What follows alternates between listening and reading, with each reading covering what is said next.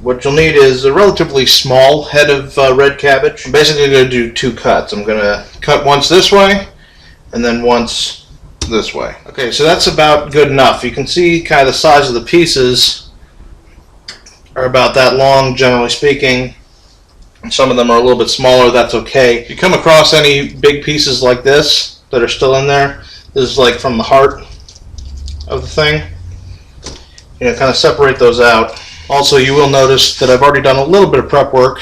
I diced, or rather cubed, some red potatoes. You can use really any kind of potatoes you want. I picked these because they were cheap today. And I also shredded some carrot as well. So anybody who saw the stir-fry video should already really know how to handle the onion for this particular kind of use. So just as was shown in the other video, I'm going to kind of cut around the onion, as it were. And then I'm going to come back and kind of rough chop it.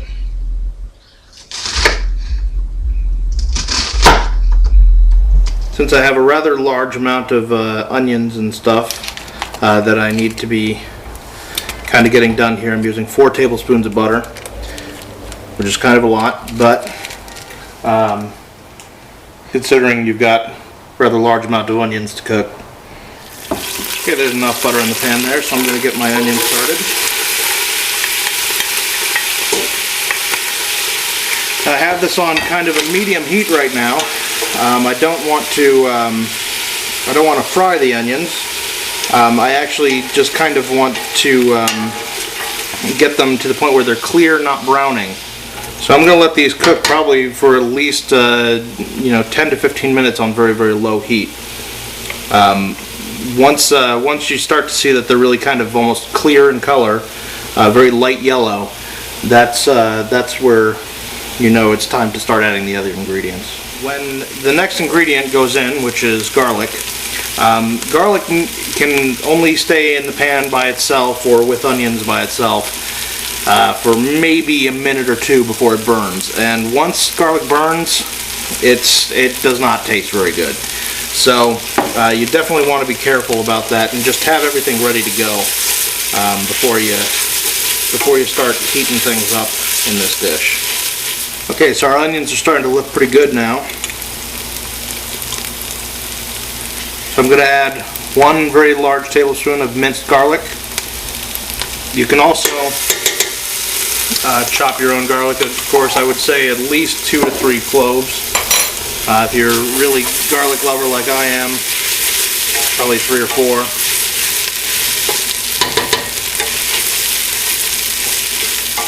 So you want to keep that moving, just to get the flavors all mixed together all nice.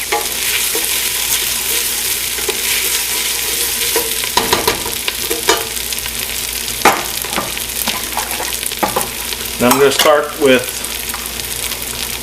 about 1.5 cups, 2 cups of vegetable broth. There will be a lot more broth to this, obviously, but the reason why I'm adding it now and in this fashion is to get the garlic to stop cooking and to so that it won't burn. I'm also going to add the rest of my vegetables.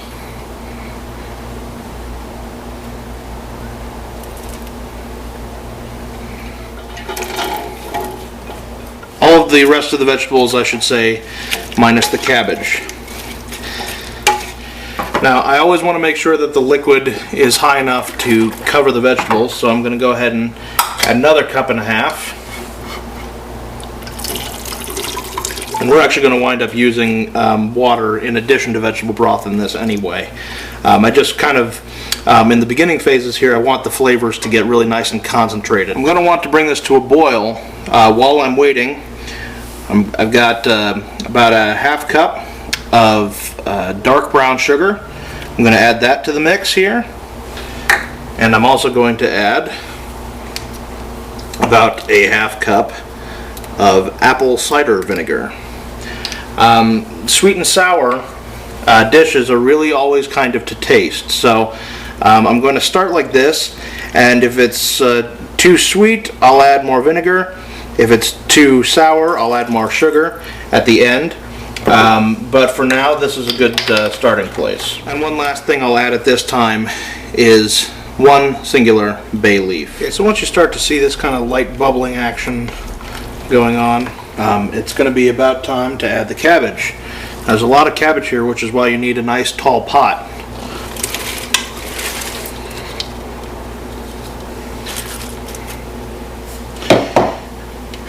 And I'm going to put the cover right back on again.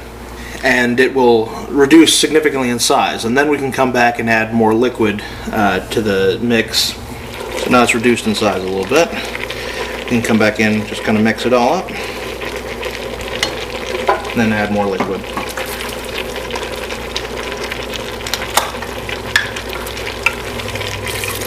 So it actually looks pretty good. I don't probably need to add any more water.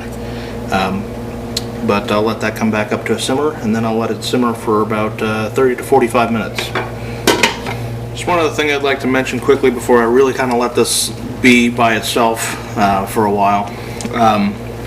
This is a good opportunity about 10 minutes in or so, once the cabbage is kind of started to wilt down a little bit. Just grab yourself a spoon and take a small sampling so that you can season to taste, because you want everything to kind of come together.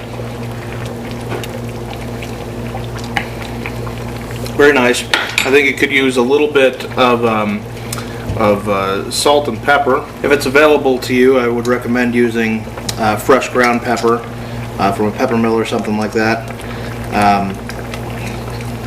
It's not entirely necessary, but it does give you a little bit of a better overall flavor, I would say. Now, as for the salt, I could just, add some fresh ground whatever salt. Not a big deal. But I can also use the opportunity to add a bit more depth of flavor. So what I'm going to use is actually just a little bit of soy sauce. There we go. And probably a little more. And then again, taste. So I'll leave that alone now to do its thing for the next half an hour or so. Okay, so it's been about 40 minutes or so. I've come back and opened it up and stirred it a little bit a couple times. Let's see how it's looking. Looking real good. Actually, I'm fairly content with the overall seasoning of it. Last thing, so I see this little bay leaf here. That is not good to eat per se. Turn the heat off and we're pretty much good to go. Now this soup is, as is the case with many soups of similar style, this soup is excellent now. It'll be even more excellent tomorrow. Generally speaking, I'm a big fan of cold soups and stuff like that. This is one case where I always have to have this heated. I'm just not a big fan of this soup cold. And then how to serve it. Well, as you see, I've got a nice wide bottom bowl here, especially if you're going to be, serving this at a family event or something along those lines.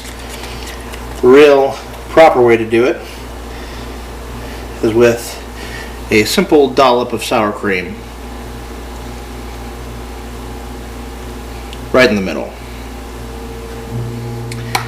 And that will just add a whole nother level to this meal. There you go. That is sweet and sour cabbage soup. And so, of course, the last and final step is taste testing, is eating it, rather. Of course, I've been eating this and tasting it throughout the whole process, so I know what it tastes like. But I'm going to eat it now anyway, so might as well do a little show for you on camera, right?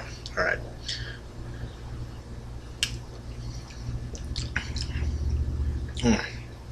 God, this is such a good soup. Again, things to consider when making this, things that can make it your own.